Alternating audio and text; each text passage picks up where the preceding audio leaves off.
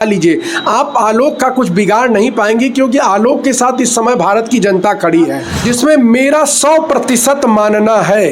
कि यदि उसका पति मतलब आलोक और उसके परिवार के लोग कॉपरेशन न किए होते और आर्थिक सहयोग न किए होते तो ज्योति कभी भी एसडीएम न बन पाई। इस विषय पर भारत की सभी नारियों से यह अपील करूंगा कि वे ज्योति को पत्र लिखें, फोन करें और उसकी निंदा करें, सोशल मीडिया पर डालें, उसके खिलाफ लिखें और नैतिकता का पाठ उसको पढ़ाएं, ताकि करोड़ों भारत की नारियां शादी के बाद यदि पढ़ना चाहें तो उनके पति ज्योति का उदाहरण देकर के उनको पढ़ने से मना न कर सके।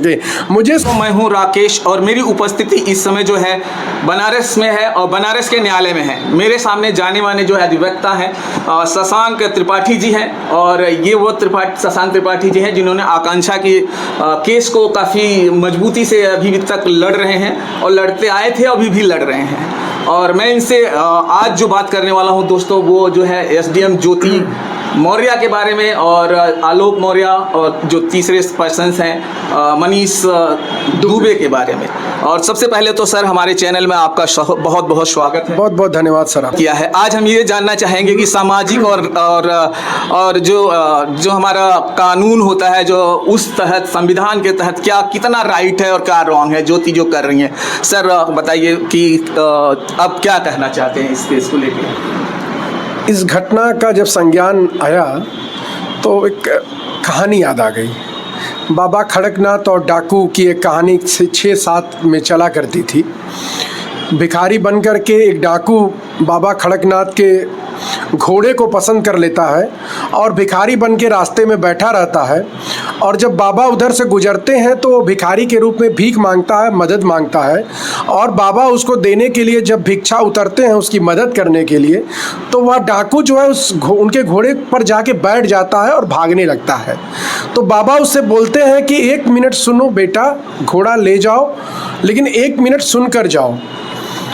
तो उसने कहा, बड़े अचंभे से मुड़कर देखता है और कहता है कि हाँ बताइए बाबा, अब तो मैंने घोड़ा ले लिया, अब मैं इसका मालिक हूँ। उन्होंने कहता ये घटना किसी से बताना मत,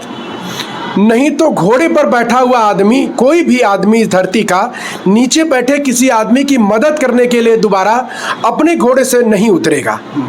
वही यह कहानी मुझे सेम मेरे बचपन की याद आ गई। आप लोगों ने भी जरूर पढ़ा होगा। जिस तरह से चतुर्थ श्रेणी कर्मचारी पर एक व्यक्ति की नियुक्ति होती है 2009 में, और चतुर्थ श्रेणी के कर्मचारी के यहाँ खोजते हुए अपनी लड़की का रिश्ता एक व्यक्ति पहुंचता है और अपनी बेटी की शादी उस चतुर्थ श्रेणी कर्मचारी से करता है। इसका मतलब यह है कि उस व्यक्ति की हैसियत और औकात चतुर्थ श्रेणी कर्मचारी से शादी की रही होगी और उस व्यक्ति ने चतुर्थ श्रेणी का कर्मचारी रहते हुए ज्योति से शादी की और ज्योति को पढ़ा लिखा करके उसको एसडीएम बनाया, पीसीएस क्वालिफाइड कराया, जिसमें मेरा 100% मानना है कि यदि उसका पति मतलब आलोक और उसके परिवार के लोग कॉपरेशन न किए होते और आर्थिक सहयोग न किए होते तो ज्योति कभी भी एसडीएम न बन पाई होती। क्योंकि अगर उसके बाप की हैसियत रही होती एसडीएम तक पढ़ाने की तो वो एक चतुर्थ श्रेणी कर्मचारी के यहाँ जाकर शादी न करता अपनी बिटिया की।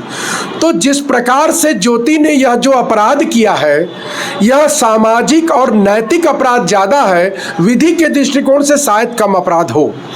इसलिए ज्योति के इस विषय में मैं इतना कहना चाहूँगा कि ज्योति ने जो अपराध किया है उसके बाद कोई पति अपनी पत्नी को शादी के बाद पढ़ाएगा तो ज्योति और आलोक की घटना के बारे में सोचेगा और निश्चित तौर पर फिर वह कहेगा नहीं तुम चूल्हा चौका करो, तुमको नहीं पढ़ाई करनी है, क्योंकि तुम पढ़ाई कर लोगी, एसडीएम बन जाओगी, पीसीएस बन जाओगी तो किसी मनीष दुबे नाम के आईएएस को पकड़ लोगी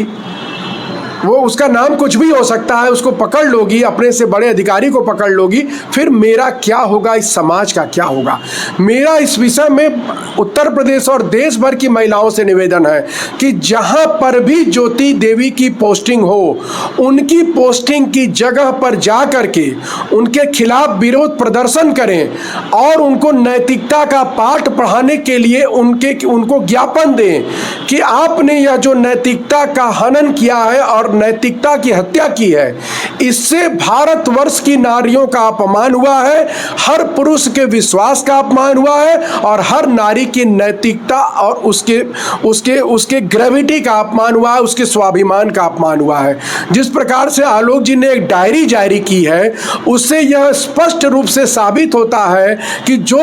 स्त्री अपने पति को धोखा दे करके दूसरे व्यक्ति के साथ इन्वॉल्व होकर के इस तरह का कार्य कर रही है, वह निश्चित तौर पर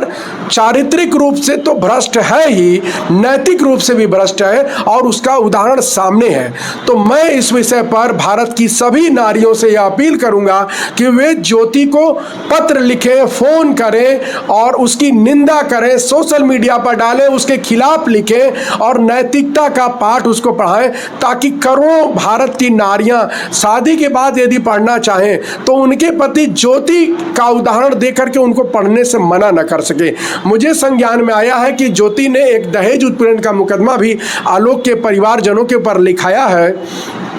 तो मैं बस इतना कहना चाहूँगा कि ज्योति देवी, अगर आपके पिता की हैसियत रही होती 80 लाख रुपए और फॉर्च्यूनर देने की, तो वो कोई आईएएस खोजे होते जिसके साथ आज आप इन्वॉल्व हैं। एविडेंस आलोक के पास है, मीडिया में भी है। तो निश्चित तौर पर आपके बाप की हैसियत नहीं थी। आपके बाप ने चतुर्थ श्रेणी कर्मचारी खोजा, उस चतुर्थ श्रेणी कर्मचारी ने आपको तराश कर, आपको सहयोग कर कर, आपको पढ़ा लिखा करके आपको एसडीएम बनाया। तो आपको आलोक से माफ़ी मांगनी चाहिए और पुनः उनके पास जा करके उनसे माफ़ी मांग करके उनसे निवेदन करना चाहिए कि हमारी गलतियों के लिए क्षमा करिए, हम आपके प्रति प्रतिबद्ध हैं और नैतिक रूप से हम आपसे क्षमा मांगते हैं। मुझे लगता है आलोक जी क्षमा कर देंगे। आलोक जी का कहना है सर कि मैं अगर ज्योति जी अभी भी अगर मुझे वापस आ जाती है तो मैं एक्सेप्ट कर लूँगा, क्योंकि मुझे लड़कियों का जो है फ्यूचर देखना है। उनकी दो जो बेटियां हैं दोनों जुड़वा थी और 9 साल इस समय उनकी एज हो गई है और उनका कहना है कि हम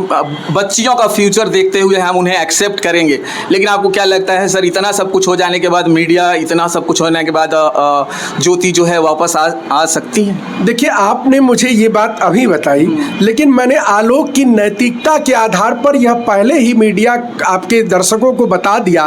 कि आलोक जी इसको स्वीकार कर लेंगे, इनको जाके माफ़ी मांगनी चाहिए। क्योंकि जिस व्यक्ति की नैतिकता इतनी है कि वह चतुर्थ श्रेणी कर्मचारी होकर अपनी पत्नी को पीसीएस और आईएएस की तैयारी करवा रहा है, इसका मतलब वह आदमी नैतिक रूप से बहुत मजबूत है और वह व्यक्ति आपको क्षमा कर देगा ज्योति देवी, और आपको जाकर उससे माफ़ी मांगनी चाहिए। मैं आपसे वादा कर रहा हूं कि आप जितना भी फर्जी मुकदमा आलोक के ऊपर करा लीजिए, आप आलोक का कुछ बिगाड़ नहीं पाएंगे, क्योंकि आलोक के साथ इस समय भारत की जनता खड़ी है।